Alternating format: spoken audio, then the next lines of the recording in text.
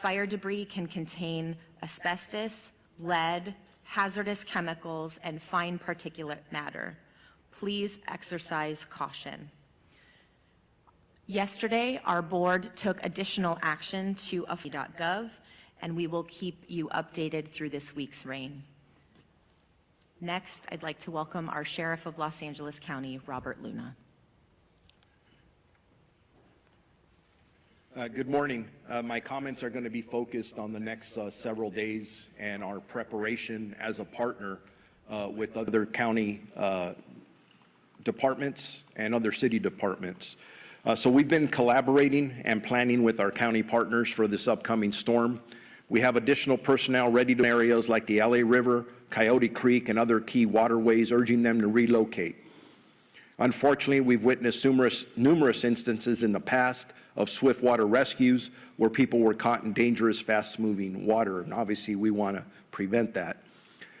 When the Department of Public Works notifies us about forecasted storms and potential mud flow activity in the burn map areas, this predictive information helps us prepare for possible challenges in the impact zones. Given the information that Public Works has provided us, we expect but the ability for first responders to come in and rescue people, which I hope doesn't have to happen, but we always prepare for the worst. So those notifications have been in place now for about the last 24 hours. There will be evacuation warnings that will be going out sometime later this morning to those same impacted areas, to be followed by evacuation orders as the forecast, we get more specific confidence in the forecasted rain that's coming. And again, for more information on that, my partner at Public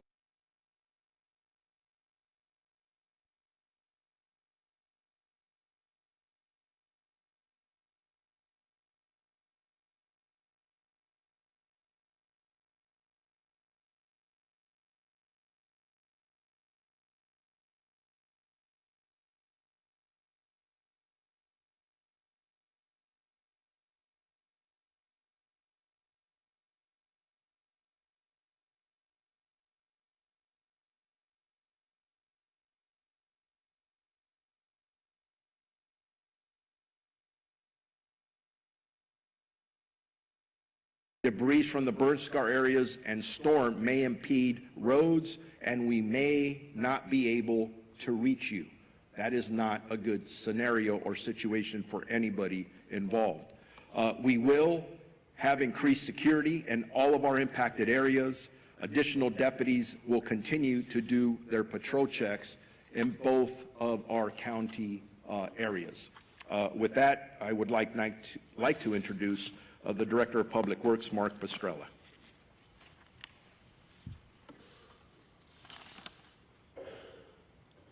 Rain to begin occurring tomorrow mid-morning and get the most intense portion of this rain right now forecast is in the later part of the afternoon into the evening of Thursday and through Thursday morning into Friday.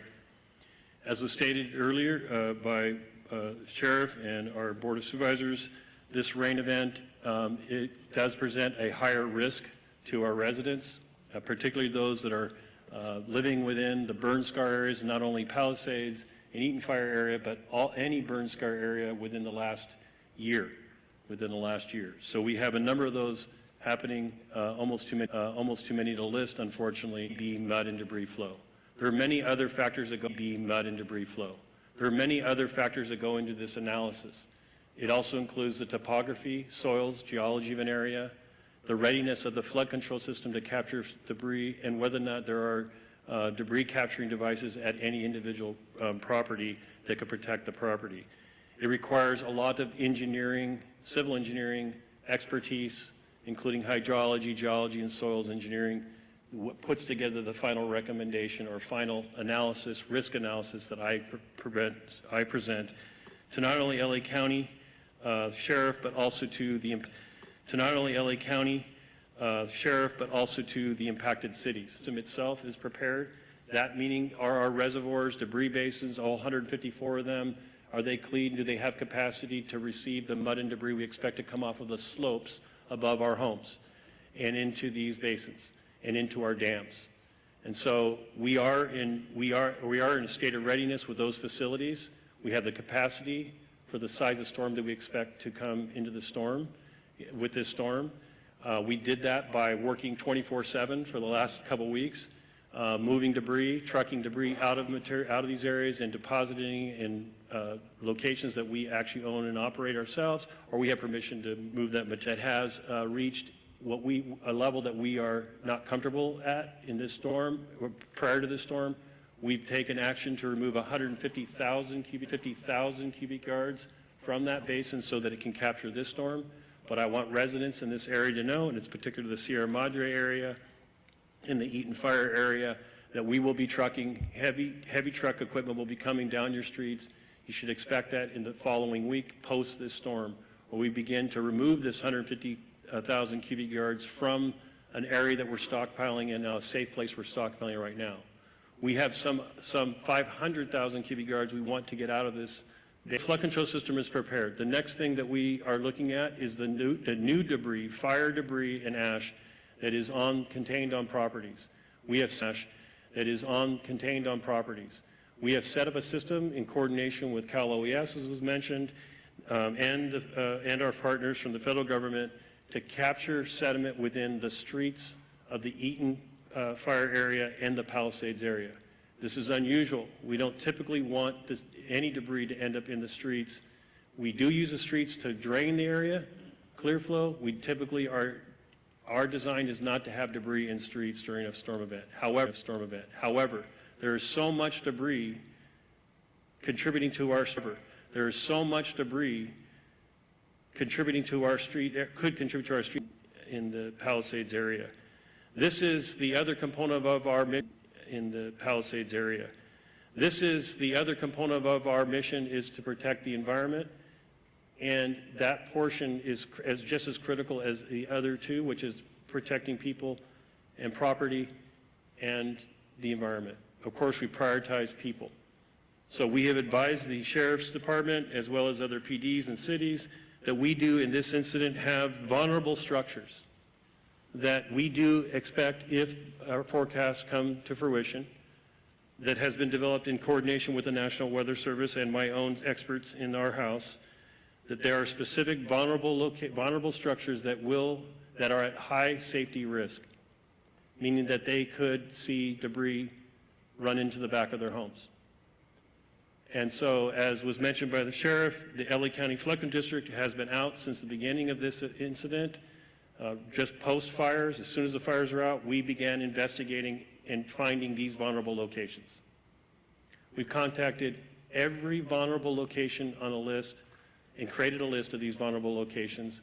We contacted every resident in person or came to their house and weren't there, left a hanger for them with instructions for the instance that there is this kind of rain. Now, I say that with a high level of confidence, but I still want to mention that if anyone feels they're in a vulnerable location, and let me explain what that is. That's where your home is located below a slope, a steep slope, and it's been burned. And there is no drainage device or anything there to capture that. It basically, when it rains normally, it comes down and goes around your house. If you are living in a location where there is a slope behind your house and it is burned, we want to hear from you. We believe we found you already post 5 p.m. today. So I want to hear from you today as early as possible if you have concerns about your location. Again, this is reserved to places where we have had a recent burn, not just Eaton, not just Palisades, but any burn areas in the LA County area, all of LA County. We want to hear from you. We believe we've already come and seen you. We've worked great coordination with sheriff and PDs to actually notify you already. And I have to mention, this has been a great effort in coordination with community. I really appreciate the community because we have gotten a lot of phone calls from people. And we have put a lot of phone calls from people. And we have put a lot of mitigation in place earlier. So again, if you have our mud and debris flow hotline and call during any storm event, because the department is a full service department. Not only do we deal with flood control, we deal with sewer, water, storm drain, and streets. You can call 1-800-675-HELP. To get ready for a storm, we would like you to always go to ready.lacounty.gov, which is a wonderful location for you with lots of advice about what you can do to prepare for storms. Okay. I will take questions about this after. I'm sure the media will have questions. We're smooth. And I'm very proud of the folks that are there handling this. They're the ones that developed the ROE program. And this ROP program, I remind citizens, is the process for the ROP program is to enroll at recovery.lacounty.gov. Debris removal. There are 2 programs there. There's an opt-in program, which, as I was just mentioning, we've done really well on. We've received 8,336 ROE submittals with a 98% opt-in rate. So 98% of those have opted into having the Army Corps of Engineers, in coordination with the County of Los Angeles, remove the debris from their property. We have an opt-out rate currently of 2% or 131, so we can provide this benefit to you, and we can get these off to the Corps so they get cleaning your property. So please, go to the website, make the decision to opt in or opt out. I again will say, I've looked at this as a professional engineer, as a person who's had through this experience many, many times. I'm recommending to anyone who's eligible to opt into this program. We will get your property clear of this fire debris and ash. It will prepare the property in the fastest way I know to get you to rebuild. And so please go there. The deadline for this is March 31st. Build. And so please go there. The deadline for this is March 31st. And if you need hands-on help or walking through this, please call 1 and Health Department. There are great partners in the rebuilding permit process. The Calabasas One Stop for the Palisades Fire Area is in unincorporated residence is located at 26600 West Agora Road, number 110, Calabasas, California. And the One-Stop Center for Rebuilding, as was mentioned earlier, in Altadena is at the Altadena Local Assistance Center at 540 West Woodbury Road. We can issue permits from the DRC there, that you can come in right now, get simple, and actually get started with submittals for permits of all kinds. I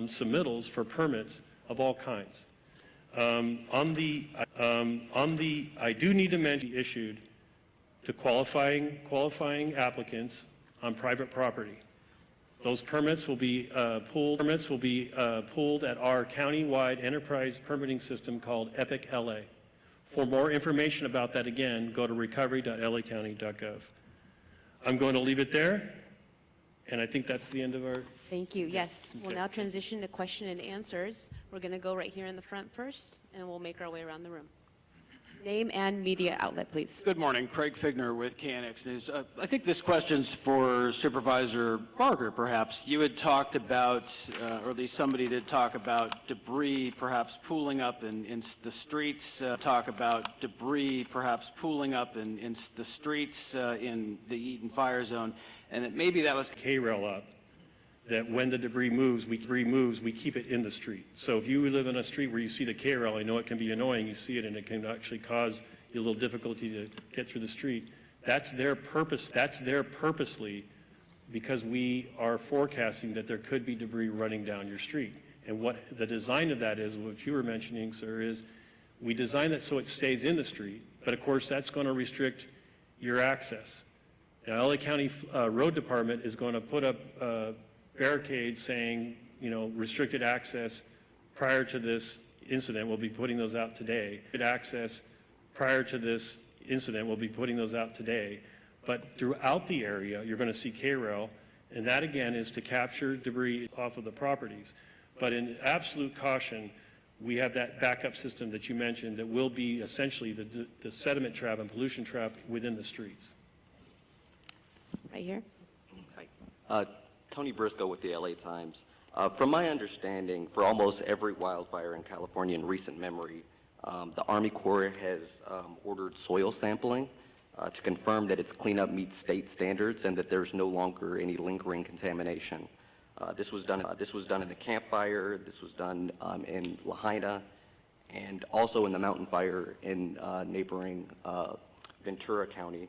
I'm wondering. Soil, which we believe will capture, we're confident will capture any of the surface hazards that landed on the soil. And then we're going to, if the owner opts in, we're going to remove the foundation. And I highly encourage anyone who's sitting on the fence regarding their foundation. I could probably give you 6 reasons off the top of my head for why you should have us remove your foundation. That will ensure that all of that material, the fire ash and debris that landed on the foundation, is also properly secured and transported to an appropriate and permitted landfill within the greater Los Angeles County area.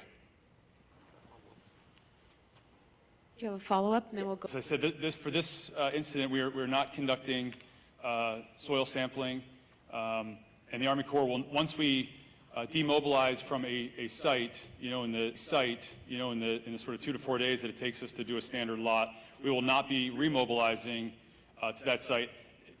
With the only exception being if for some reason we missed eligible debris and did not do the job we said we would do, then we would come back. But we do a final inspection to make sure we have all of the eligible debris. And the purpose of us here is to remove the public health and safety hazard. So that is our purpose, and we're not going to remove the public health and safety hazard. So that is our purpose, and we're not going to leave anything behind. And homeowners that sign up for our program, have our guarantee. The evacuation alerts. Will both of these be made public, and when? Thank you. Kevin McGowan, Director with the County's Office of Emergency Management. I'm going to try and take each one of those questions in layers, so if I forget one, please remind me. So as it relates to evacuation orders, once evacuation warnings or orders, once those are determined, we use a variety of different notification tools. Those don't only include wide area mass notifications. In particular, for this event, a lot of California Governor's Office of Emergency Services to assist us in issuing those alerts. In addition to the wireless emergency alert, though, we have an opt-in program. During the entire wildfire event, we were using our opt-in program successfully, and then it was being bolstered with the wireless alerts from the state. The wireless alert issue was resolved with the partnership with FEMA IPAWS, the Integrated Public Alert and Warning System, along with our cell service providers. I can't guarantee that other providers. I can't guarantee that other organizations' infrastructure, like our cell service providers, have completely corrected their meeting the requirements that were presented by the board directive on the after-action review. And he mentioned the fact that the providers are a key part, and that is why I'm very grateful to Congressman Garcia, Congressman Whiteside, and our delegation that have asked for an investigation at the federal level, because the oversight of all the AT&T, Verizon, et cetera, are at the federal level. So it's important that we find out at that level what lessons learned and what needs to be fixed. Thank you, Supervisor. We'll go at the back. Oh, thank you. Thank you, Supervisor. We'll go at the back. Oh, thank you. Hi, Coco McAvoy from Fox 11 News. The weather forecast is predicting, and it's a prediction. So I could tell you that in the last 24 hours, both of our stations, Altadena, Malibu Lost Hills, has gone out personally to notify the homes that Public Works has told us may be in jeopardy based on the weather, but it's a forecast. So we are going to remain flexible, and that's why I'm going to repeat that even though we've notified you, when we start putting out information about warnings to orders, please pay attention. About warnings to orders, please pay attention. But the question about notifications, I think it's important for everyone to go to alertla.org to register for our opt-in notification systems. Those can be much more targeted, right? We can get down to an individual address level if you sign up for that notification system. What's also important for everyone in the public to know is LA County OEM and LA County as a government organization aren't the only emergency notification system within our county. And within the burn scar areas, we have multiple city jurisdictions that also have their own alert and warning system. that are the primary alert and warning authority for their jurisdiction. So, for example, the city of Pasadena, residents of the city of Pasadena. I want to get back to the question from the LA Times about assessments of soil.